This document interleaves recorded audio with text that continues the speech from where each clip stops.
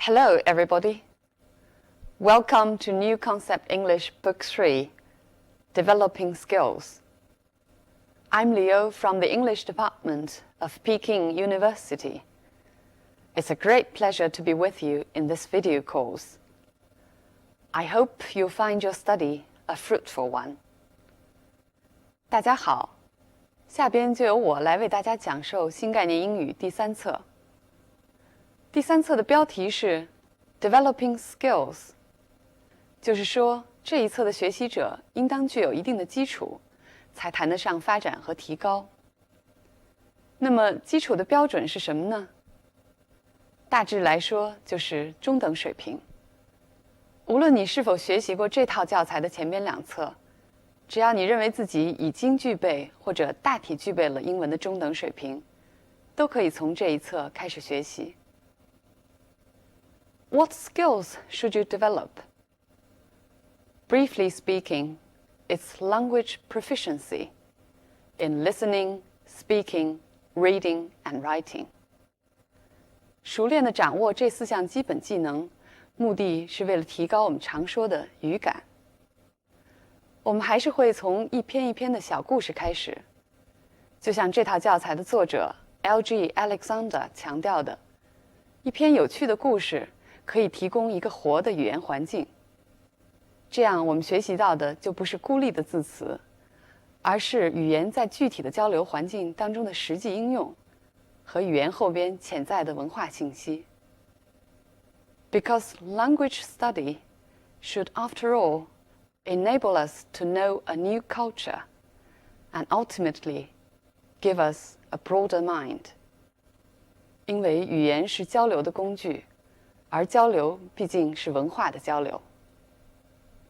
But now let's start from the very beginning. Lesson 1. A puma at large. This lesson is about an escaping puma. 这一课讲的呢，是一头正在逃遁的美洲狮。First, listen to the text and see if you can answer this question. 首先，请大家听一遍这个课文，看看能不能回答这个问题。Where must the puma have come from? 这头美洲狮究竟是从哪儿逃出来的？ Pumas are large, cat-like animals, which are found in America. When reports came into London Zoo that a wild puma had been spotted 45 miles south of London, they were not taken seriously. However, as the evidence began to accumulate, experts from the zoo felt obliged to investigate, for the descriptions given by people who claimed to have seen the puma were extraordinarily similar. The hunt for the puma began in a small village where a woman, picking blackberries, saw a large cat only 5 yards away from her. It immediately ran away when she saw it, and experts confirmed that a puma will not attack a human being unless it is cornered. The search proved difficult, for the puma was often observed at one place in the morning and at another place 20 miles away in the evening. Wherever it went, it left behind it a trail of dead deer and small animals like rabbits. Paw prints were seen in a number of places, and puma fur was found clinging to bushes. Several people complained of cat-like noises at night, and a businessman on a fishing trip saw the puma up a tree. The experts were now fully convinced that the animal was a puma. But where had it come from? As no pumas had been reported missing from any zoo in the country, this one must have been in the possession of a private collector and somehow managed to escape. The hunt went on for several weeks, but the puma was not caught. It is disturbing to think that a dangerous wild animal is still at large in the quiet countryside. So, where must the puma have come from? 注意，这里用的是 must have come from. Must 它的基本词义是必须， but must have happened or must be indicates a probability based on logical reasoning. 就是说，表达一种推断或者猜测。我们再回到这个问题 ，Where must the puma have come from? The text tells us that the puma must have escaped from a private collection. 这头美洲狮一定是私人豢养的。这个结论呢，是在有了很多线索之后做出来的。整篇课文给我们讲述的也是越来越充实的证据 ，accumulating evidence。讲述的也是专家们由不太当真 ，not taking it seriously， 到不得不去调查 ，feeling obliged to investigate， 到最后完全肯定的一个过程 ，fully convinced。那么这些证据究竟有哪些？又是怎么影响了专家们的看法？请大家在学习中理清课文的这些脉络。Now let's look at some language points in the text. 下面我们来看一下课文中的语言点。A puma at large. Be at large. 这是一个固定词组，词义是潜逃。It means a dangerous person or animal having escaped from somewhere and may cause harm. 它呢，一般是指危险的人或者动物从什么地方逃了出来，并且会造成伤害。For example, the escaped prisoners are still at large. 逃犯还没有落网。这篇课文在几处都出现了表示看或者看见的词语。Now look at these sentences. A wild puma had been spotted 45 miles south of London. People who claimed to have seen the puma. The puma was often observed at one place. 表示看见这个意思 ，see 是最常用的词，而 observe 要比 see 更加书面化。Spot means to notice something very difficult to see, or find something being looked for. 它呢，表示看到了不太容易看见的东西，或者发现了正在寻找的东西。For example, I spotted someone coming out of the building. 我看见了有一个人从楼里出来。As the evidence began to accumulate. Accumulate means to gradually increase over a period of time. 这个词指的是逐渐增加或积累。Experts from the zoo felt obliged to investigate. Feel obliged to do something. 这是一个固定词组，经常呢用来做书面语。It means must or have to, or have a duty to do something because of a rule or law or a situation.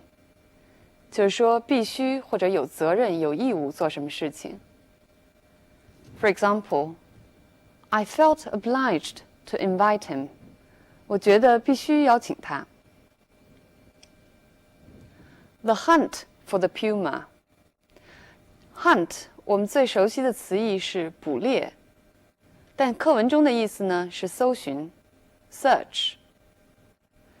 那么我们来看看这些例子。Go on a deer hunt, or go on a fox hunt， 意思是猎鹿或猎狐。The hunt for the remains of the Titanic， 这个例子里头的 hunt 就跟课文里一样是搜寻的意思。那么这个例子的意思呢，就是寻找 Titanic 的残骸。Hunt for second-hand books， 寻找二手书，就是藏书家们喜欢说的淘书。表达搜寻的意思呢 ，hunt 还可以做动词使用。For example, job hunting， 找工作。Picking blackberries， pick 在课文中的意思呢是采摘。For example, pick cotton， 摘棉花。Pick 这个词有很多层意思，在这个例句中 ，we need to pick someone reliable 是挑选的意思，我们需要找一个可靠的人。那么英文中有一个词组 pick and choose 就是挑挑拣拣。A puma will not attack a human being unless it is cornered. Cornered means be forced into a situation that it is not easy to escape. Corner 的词义呢是陷入一个困境，被逼得走投无路。The search proved difficult. Prove here means turned out to be. 它的词义是证明是、原来是。在这种用法中呢，它是做不及物动词 intransitive verb. For example, the rumor proved false. 谣言被证明是错误的。当它做及物动词使用的时候 transitive verb, 它的意思是证实。For example, they proved her innocence. 他们证实了她是无辜的。Puma fur was found clinging to bushes. Cling to means to hold to something tightly or to stick to something tightly. 这里的意思呢，就是粘在了树枝上。注意 cling 的过去式和过去分词都是 clung. Look at this example. His wet shirt clung to his body. 他的湿衬衫贴在了身上。But you can also cling to some belief or idea or feeling. 当这个词组呢后边的宾语表示某种信念或者思想或者感情的时候，它的意思就是固守、坚持。Now look at this example. She clings to the belief that her husband will come back. 她固执地相信她的丈夫会回来。Several people complained of cat-like noises at night. Complain of 在句子当中呢，表示报告或者诉说的意思，反映的是一种不满的情绪。Complain 这个动词，它后边跟的介词不同呢，意思也会相应变化。Now look at these examples. Complain about the weather. 这个例子当中 ，complain 的意思是抱怨天气不好。Complain of a headache. 这个例子里头 ，complain 是诉说自己头疼这种情形。You tell somebody that you have a headache. It's disturbing to think that a dangerous wild animal is still at large. Disturb 这个词，我们最熟悉的意思是打搅，就是 interrupt. For example, sorry to disturb you. 对不起，打扰你了。或者我们在饭店的房间看到的悬挂的牌子，上面会写着 "Do not disturb"， 请勿打扰。但是在课文里 ，it means worrying. It is worrying to think that a dangerous wild animal is still at large. 就是令人不安，令人担忧。Look at one more example. His strange behavior disturbed me. 他举止反常，使我很担心。大家都知道，英文中呢最基本的句型就是简单句、并列句和复杂句，就是我们经常听到的 simple sentences, compound sentences, and complex sentences. 这篇课文呢主要是由复杂句构成的。Now please look at one of them. However, as the evidence began to accumulate, experts from the zoo felt obliged to investigate. For the descriptions given by people who claimed to have seen the puma were extraordinarily similar. 要理解一个复杂句，最重要的呢是搞清句子的结构，然后通过连接词分清主句和从句之间的关系。就是说，要把握主句和从句的位置，而主句跟从句的关系呢，是由连接词来判断的。在这个句子当中，主句就是 Experts from the zoo felt obliged to investigate。主句前边有一个 as 引导的从句，它表示的呢是一种伴随主句同时发生的状态。它的后边呢又有一个 for 引导的从句来交代原因，而这个从句当中有一个 given， 它起的实际上是一个定语从句的作用，用来修饰 descriptions。如果用从句来表达，就是 which had been given by people。而这个从句当中又套着另外一个从句，是由 who 来引导的，用来修饰 people。所以一个句子的结构不论有多么复杂，只要我们能把握连接词在句子当中的作用和意思，就不难理解。So please review the complex sentences in the text and see how the link words work in those sentences. 最后呢，我要讲一点，当英文中表达一个事实的客观性的时候，往往更多的使用被动语态。这篇课文就是这样，因为讲的呢主要是美洲狮在各处出现并且被人目击的情形。我们来看看被动语态在课文当中的使用。A wild puma had been spotted. The puma was often observed. Paw prints were seen. Puma fur was found clinging to bushes. No puma had been reported missing. 这几个例子当中呢，had been spotted, was observed, was seen， 这都是被动语态最基本的构成。但是这里 was found clinging 和 had been reported missing 是在被动语态之后呢，又加上了现在分词 clinging, missing， 起一个补充说明主语的作用。Right, that's about the language points in the text. Before we call it a day, I'd like to expand a little bit on the topic of this lesson. 在我们结束这一课之前呢，我想就这一课的话题再说几句。课文告诉我们 ，The puma must have been in the possession of a private collector. 这个让我们知道了，原来西方呢还有收集动物的人。但是在今天的中国呢，养宠物已经成为一件非常流行的事情了。英文中把养宠物的人叫做 a pet person。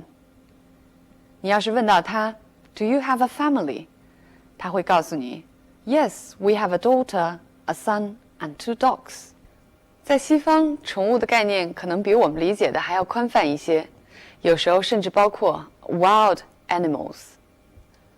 但是野生动物如果在城镇的周围出没，像课文中讲的那样，还是非常危险的事情。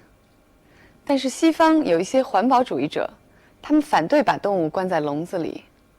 环保主义者的英文就是 environmentalist。Environmentalists don't think that wild animals should be kept in cages。于是西方国家中会有专门的 game park， 或者叫 game reserve， 就是专门辟出来的野生动物园。Game 在这里是野生动物的意思，还有各种保护濒临灭绝的动物的组织 ，organizations to protect animals from extinction. Okay, so much about this topic. I'll see you in the next lesson.